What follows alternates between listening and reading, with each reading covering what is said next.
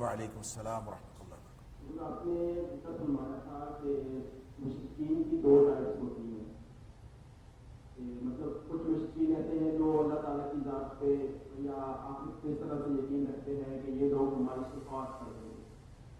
تو آپ نے وہاں پہ ٹھیک کا ورڈ یوز کیا تھا، تو میں یہ پوچھنا چاہ رہا تھا کہ کیا اس طرح کے مشرکین آج بھی موجود ہیں کیا؟ اور میرے کو اصل میں دوسرا پہلو یہ ہوگا کہ آج کل مسلمانوں میں شفاعت تو ظاہری بات ہے حدیث میں بھی اس کا ذکر آیا ہے، تو شفاعت کا اصل کانسیپٹ کیا ہمیں سمجھنا چاہیے اور اس کو ہمیں کس پہلو سے لینا چاہیے؟ اللہ تعالیٰ۔ دیکھیں، آپ کا جو سوال ہے مشرکین کے حوالے سے کہ کیا اس طرح کے مشرکین آج کل بھی موجود ہیں، تو کسی کو اسپیسیفکلی ڈسکس کرنے کی بجائے کہ فلاں عمل کرنے والا مشرک ہے کہ نہیں، فلاں آدمی ایسا، کسی کو آپ اسپیسیفکلی ڈسکس کریں، یہ طریقہ کار درست نہیں ہے کسی کو ڈسکس کرنے کا۔ البتہ آپ اصولوں کی بنیاد پر چیزیں ڈسکس کر سکتے ہیں۔ مثلاً یہ کہ ہر وہ شخص جو غیر اللہ سے مدد مانگتا ہے ما فوق الاسباب، اور یہ عقیدہ رکھتا ہے کہ ما فوق الاسباب کا مطلب ہے اسباب جو ظاہری اسباب اللہ نے پیدا کیے ہیں اس کے ذریعے سے مدد ہم ایک دوسرے سب سے مانگتے ہیں، اور آپ یہ میرے پاس اینک ہے، آپ کہیں مجھے اینک دے دیں میں آپ کو دے دوں، آپ مجھے کہیں کہ یہ مائک مجھے دے دیں میں آپ کو دے دوں۔ جو چیزیں موجود ہیں اسباب کی دنیا میں، یہ ایک دوسرے سے مدد حاصل کرنا، مانگنا، یہ کوئی شرک نہیں ہے، یہ کوئی مسئلہ نہیں۔ لیکن اگر کوئی شخص کہے کہ وہ چیز جو میرے اختیار میں نہیں ہے ظاہری اسباب کے اعتبار سے، تو آپ پھر بھی یہ عقیدہ رکھیں کہ نہیں آپ دے سکتے ہیں، یہ شرک، یہ کسی بھی شخص سے عقیدہ رکھنا، یہ کوئی بھی رکھے، یہ شرک ہے۔ لہٰذا اس کی ہزار دلیلیں بھی آپ آ جائیں، جو ما فوق الاسباب مدد کرنے پر جو قادر ہے وہ سوائے اللہ کی ذات کے اور کوئی نہیں۔ لہٰذا وہ جس کو سنانے کے لیے ہمیں مردوں کی ضرورت پڑتی ہے، جس کو سنانے کے لیے ہمیں مردوں کی ضرورت پڑتی ہے، اس کے بارے میں ہمیں بحث ہے وہ سنتے ہیں کہ نہیں سنتے۔ مردوں کے بارے میں ہم بحث کرتے ہیں وہ سنتے ہیں کہ نہیں سنتے۔ اور جس کے لیے، جس تک پہنچنے کے لیے ہم بات کر رہے ہیں، وہ کہتا ہے کہ اجیب دعوت الداعی اذا دعا،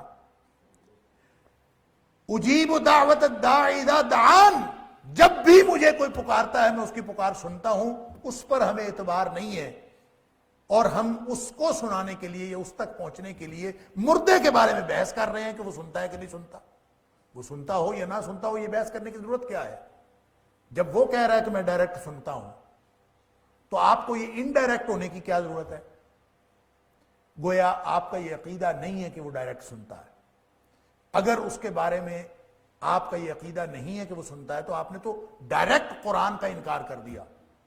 اذا دعان بالکل مطلق، جب بھی مجھے پکارے وہ تو سنتا ہے۔ اور یہ صرف سننے کی بات نہیں کی، اس نے یہ کہا ہے کہ اجیب، میں جواب دیتا ہوں۔ اللہ تعالیٰ ہر پکارنے والے کی پکار کا جواب دیتا ہے۔ لہٰذا جو یہ عقیدہ رکھے کہ میرا اللہ تو میری نہیں سنتا، تو یہ شرک اس اعتبار سے ہو گیا کہ ہم نے اللہ کی صفت میں سے کمی تسلیم کر لی، اللہ کی صفت سماعت میں کمی تسلیم کر لی۔ جس طرح اللہ کی صفات، جو توحید اسماء و صفات ہے نا، جس طرح اللہ کی اسماء و صفات کسی مخلوق میں تسلیم کرنا شرک ہے، اسی طرح اللہ کی اسماء و صفات میں کمی کرنا بھی شرک ہے۔ آپ یہ سمجھیں، اللہ تعالیٰ فرماتا ہے وَلِلَّهِ الْأَسْمَاءُ الْحُسْنَى فَادْعُوهُ بِهَا، اس کے ذریعے سے اللہ کو پکارا کرو۔ وَذَرُوا الَّذِينَ يُلْحِدُونَ فِي أَسْمَائِهِ، ان لوگوں کو ترک کر دو، ان کو چھوڑ دو جو اللہ کی اسماء و صفات میں الحاد کرتے ہیں۔ الحاد کا مطلب ہوتا ہے ڈنڈی مارنا، الحاد کا مطلب ہوتا ہے جھک جانا، کسی اور طرف نکل جانا۔ وہ اس طرف نکلے یا اس طرف نکلے، سادہ سی بات ہے، وہ سنتا ہے، بات ختم۔ جب وہ سنتا ہے اور میرا یہ یقین ہے کہ میں صرف جو کہہ رہا ہوں وہ نہیں سنتا، بلکہ میں جو سوچ رہا ہوں وہ بھی جانتا ہے۔ وَهُوَ عَلِيمٌ بِذَاتِ الصُّدُورِ، وہ سینوں کی کیفیت کو بھی جانتا ہے۔ جب مجھے یہ یقین ہے تو مجھے کیا ضرورت ہے کہ میں کسی اور کے پاس جاؤں؟ یہ اور کے پاس جانا، اس کے دلائل دینا، اس کی تفصیلات، یہ تو ساری بات ہی الگ ہے، یہ تفصیل ہی الگ ہے۔ میں تو سادہ سی بات کرتا ہوں کہ اگر آپ ضرورت محسوس کرتے ہیں کہ وہ میری نہیں سنتا، تو یہ تو شرک کی ابتدا تو اسی بات سے ہوگی کہ آپ نے اللہ کی صفت سماعت میں کمی سمجھی اور صفت سماعت میں کمی تسلیم کر لی کہ وہ آپ کی نہیں سنتا۔ نعوذ باللہ من ذالک، وہ دیکھتا بھی ہے، وہ سمیع بھی ہے، وہ علیم بھی ہے۔ لہذا ایسے کوئی بھی لوگ ہوں جو یہ سمجھتے ہوں کہ اللہ ہماری ڈائریکٹ نہیں سنتا، تو یہ عقیدہ رکھنا، یہ باقی ساری تفصیلات سے قطع نظر، یہ بجائے خود غلط ہے۔ رہ گئی بات یہ کہ یہ جو وسیلے کا عقیدہ ہے، نبی اکرم صلی اللہ علیہ وسلم کا نام نامی لے لینا، آپ کا اسم گرامی لے لینا، اللہ کے رسول صلی اللہ علیہ وسلم کا صدقہ دے دینا، کہنا اللہ کے رسول صلی اللہ علیہ وسلم صدقے معاف کر دے، یا کسی کا وسیلہ، یہ ایک اختلافی مسئلہ ہے۔ اس اختلافی مسئلے میں جو دیانتدارانہ رائے ہے وہ یہ کہ نبی اکرم صلی اللہ علیہ وسلم کی ذات کا وسیلہ لینا بھی ہو تو اس کا طریقہ نبی کریم صلی اللہ علیہ وسلم بتا گئے ہیں ہمیں۔ نبی کریم صلی اللہ علیہ وسلم نے بتایا کہ جب کسی نے دعا کرنی ہو نا تو وہ میرے اوپر درود پڑھے، اگر وہ میرے اوپر درود نہیں نہ پڑھتا تو اس کی دعا روک لی جاتی ہے۔ کل دعائیں محجوب، ہر دعا روک لی جاتی ہے، پردہ حائل رہتا ہے جب تک وہ نبی کریم صلی اللہ علیہ وسلم کے اوپر درود نہ پڑھے۔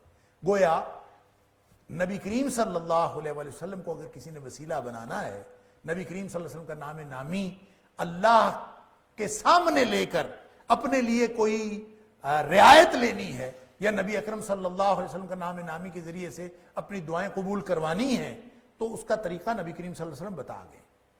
لہٰذا کوئی شخص کسی سے دعا کروائے، یہ بالکل درست ہے، اور وَابْتَغُوا إِلَيْهِ الْوَسِيلَةَ، اس کا معنی جو بھی ہو، اس کی جو بھی تفصیلات ہیں سورۃ المائدہ کے اندر، یہ ایک الگ بحث ہے، ایک لمبی بحث۔ لیکن جو آپ نے سوال کیا کہ جو شخص یہ سمجھتا ہے کہ میں فلاں کے پاس چلا جاؤں یا فلاں کا نام لے لوں، کسی بھی نیک آدمی کے پاس آپ جا کے کہیں کہ میرے لیے دعا کرو، یہ نبی اکرم صلی اللہ علیہ وسلم کی سنت ہے۔ حتیٰ کہ آپ سے وہ کم نیک بھی ہو، گناہ گار بھی ہو، آپ اس کو بھی کہہ سکتے ہیں کہ میرے لیے دعا کرو۔ نبی کریم صلی اللہ علیہ وسلم نے حضرت ابوبکر صدیق رضی اللہ تعالیٰ عنہ سے کہا، جب وہ حج کے لیے جا رہے تھے تو نبی کریم صلی اللہ علیہ وسلم ان کو رخصت فرما رہے ہیں، اور حضرت ابوبکر صدیق رضی اللہ تعالیٰ فرما رہے ہیں، ابو بکر اپنے بھائی محمد کو دعاؤں میں نہ بھولنا۔ سبحان اللہ، نبی اکرم صلی اللہ علیہ وسلم سرور کائنات، اللہ کے بعد کائنات کی سب سے بزرگ ہستی ابوبکر صدیق رضی اللہ تعالیٰ اپنے غلام کو کہہ رہے ہیں کہ میرے لیے دعا کرنا، اپنے امتی کو کہہ رہے ہیں میرے لیے دعا کرنا۔ تو اس کا مطلب ہے دعا کرنے کے لیے تو آپ کسی کو بھی کہہ سکتے ہیں، اور آپ کو اگر معلوم ہو کہ کوئی نیک آدمی ہے اور وہ دعا کرتا ہے، نیک آدمی کی صحبت میں بیٹھیں، بڑوں کی صحبت میں بیٹھنا، بڑوں کے پاس جا کے یہ ان سے اللہ اور اس کے رسول صلی اللہ علیہ وسلم کی باتیں سننا، یہ ساری باتیں درست ہیں۔ آپ اس سے جا کے کہیں دعا کرو، آپ کو پتا ہے کہ نیک آدمی ہے تو یہ دعا کرے گا، آپ اس کے پاس جا کے دعا کرائیں، کوئی حرج نہیں ہے۔ لیکن یہ سمجھنا کہ نیک آدمی چاہے فوت ہو گیا ہے اور وہ قبر میں جا کے بھی ہمارے لیے تصرف کر سکتا ہے، اور یہ سمجھنا کہ میں اس کے پاس جاؤں گا تو وہ اللہ کے سامنے میری فریاد رکھ سکتا ہے، یہ عقیدہ رکھنا، یہ تو بالکل ہی شرکی عقیدہ ہے۔ یعنی یہ سمجھنا کہ اب وہ، اس کا مطلب یہ ہے کہ کوئی آدمی فوت بھی ہو جائے تو وہ کائنات میں تصرف کر سکتا ہے، تو یہ ما فوق الاسباب تصرف کرنا یہ اللہ کی شان ہے، مخلوق کی شان نہیں ہے۔ لہٰذا ہر وہ چیز جو نبی اکرم صلی اللہ علیہ وسلم کے بتائے ہوئے طریقے میں آتی ہے، ہمیں اس طریقے کو اپنانا ہے، وہ چاہے ہمارے عقیدے سے ٹکراتی ہو، چاہے ہمارے عقیدے کے مطابق ہو۔ اگر کوئی چیز نبی اکرم صلی اللہ علیہ وسلم کی اصل عقیدہ تو وہی ہے جو نبی کریم صلی اللہ علیہ وسلم نے بتایا، اصل طریقہ تو وہی ہے جو نبی کریم صلی اللہ علیہ وسلم نے بتایا، جتنی بات اللہ کے رسول صلی اللہ علیہ وسلم بتا دیں اتنی ٹھیک ہے، جتنی بات اللہ کے رسول صلی اللہ علیہ وسلم نہ بتائیں وہ ٹھیک نہیں ہے، وہ پھر ہمارا اپنا خیال ہے، وہ صحیح بھی ہو سکتا ہے، غلط بھی ہو سکتا ہے۔ نبی اکرم صلی اللہ علیہ وسلم نے فرمایا صدقہ کرو، میت کے لیے پہنچتا ہے۔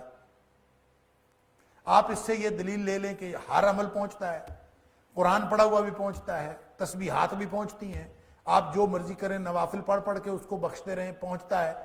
आयत करीमा पढ़ पढ़ के बख्शते रहे, पहुंचते हैं। आप ये दलील बना लें, लेकिन ये दलील नबी करीम सल्लल्लाहु अलैहि वसल्लम नहीं बताई, ये गारंटी नबी करीम सल्लल्लाहु अलैहि वसल्लम नहीं दी। आपने ये गारंटी दी है, आप उसके लिए दुआ करो वो पहुंचती है, आप दुआ मगफरत करो पहुंचती है। जो गारंटी नबी करीम सल्लल्लाहु अलैहि वसल्लम ने दी है, हमें उस तक रहना चाहिए, उस हद तक रहना चाहिए जो कुछ नबी करीम सल्लल्लाहु अलैहि वसल्लम बताया। रह गए उसके आगे, तो उसके आगे आपकी राय और हो सकती है, मेरी राय और हो सकती है, किसी की भी राय और हो सकती है, उसका शरीयत के साथ कोई ताल्लुक नहीं। हमारा अपना एक दूसरे के ज़ौक़ के साथ ताल्लुक हो सकता है, अपनी जो रिवाज के साथ ताल्लुक हो सकता है। नबी करीम सल्लल्लाहु अलैहि वसल्लम की बताई हुई बात के अलावा कोई बात भी गारंटीड नहीं है, गारंटीड बात सिर्फ नबी करीम सल्लल्लाहु अलैहि वसल्लम। इसलिए बाकी सारी बहसों से मैं कतई नज़र, मैं तो इतनी बात अर्ज करता हूं कि शफाअत का जो अकीदा है वो भी कुरान ने भी बता दिया, नबी करीम सल्लल्लाहु अलैहि वसल्लम ने बता दिया। कुरान कहता है मन दल्लज़ी यशफ़अउ इंदहु इल्ला बिइज़्निही, अल्लाह के इज़्न के बगैर किसी को शफाअत की इज़्न, शफाअत का इज़्न किसको मिलेगा? नबी करीम सल्लल्लाहु अलैहि वसल्लम को मिलेगा। नबी करीम सल्लल्लाहु अलैहि वसल्लम शफाअत करेंगे, ये शफाअत का अकीदा हमारे पास है।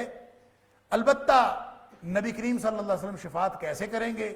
जब आप उम्मती होंगे तो वो शफाअत करेंगे। उम्मती कैसे बनते हैं? वो इताअत और इत्तिबा से बनता है। मसलन नबी करीम सल्लल्लाहु अलैहि वसल्लम ने फरमाया, जो शख्स 10 दफ़ा सुबह 10 दफ़ा शाम मेरे ऊपर दरूद भेजता है, मैं उसकी शफाअत करूँ। अब इसका मतलब है कि अब इस दरूद को आप लफ्ज़ वसीला के साथ लगा लें कि मैं 10 दफ़ा सुबह दरूद पढ़ता हूँ, 10 दफ़ा शाम पढ़ता हूँ, ताकि नबी करीम सल्लल्लाहु अलैहि वसल्लम वसीला शफाअत बन जाए। आप ये लफ्ज़ लगाना चाहते हैं तो लगा लें, कोई हर्ज नहीं है। लेकिन नबी करीम सल्लल्लाहु अलैहि वसल्लम की शफाअत होगी। अल्लाह के रसूल सल्लल्लाहु अलैहि वसल्लम ने फरमाया, जो शख्स अजान सुन के जवाब देता है और जैसे जैसे मुअज्जिन कह रहा हो, और उसके बाद मेरे ऊपर दुरूद पढ़ता है और मेरे लिए दुआ करता है कि अल्लाह नबी अकरम सल्लल्लाहु अलैहि वसल्लम को वसीला अता फरमाना। वो वसीला एक मुकाम है जो जन्नतुल फिरदौस के ऊपर है। नबी अकरम सल्लल्लाहु अलैहि वसल्लम ने फरमाया वो एक ही शख्स को मिलेगा, और मैं उम्मीद करता हूं वो मैं हूं। तो जो मोमिन मेरे लिए दुआ करेगा हर नमाज के, हर अजान को सुन के, तो मैं उसके लिए जन्नत की सिफारिश करूंगा। अब ये वो सारी चीजें हैं जो नबी करीम सल्लल्लाहु अलैहि वसल्लम शफाअत का हकदार बनाती हैं। लिहाजा शफाअत का अकीदा भी उसी हद तक जो हद नबी करीम सल्लल्लाहु अलैहि वसल्लम ने बताई, और तौहीद की और शिरक की हुदूद भी वही जो अल्लाह के रसूल सल्लल्लाहु अलैहि वसल्लम ने वजाहत फरमाई। जो सहाबा किराम का अकीदा वही हमारा अकीदा। पत्थर को मुखातब करके उमर फारूक रज़ी अल्लाह ताला फरमा रहे हैं, मुझे पता है कि इन्ना का हजर, तू पत्थर है, ना तू फायदा दे सकता है ना तू नुकसान कर सकता है। मैंने अगर नबी अकरम सल्लल्लाहु अलैहि वसल्लम को तुझे चूमता हुआ न देखा होता तो मैं कभी तुझे न चूमता।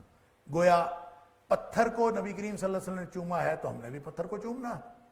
नबी करीम सल्लल्लाहु अलैहि वसल्लम गारंटी है, पत्थर गारंटी नहीं है।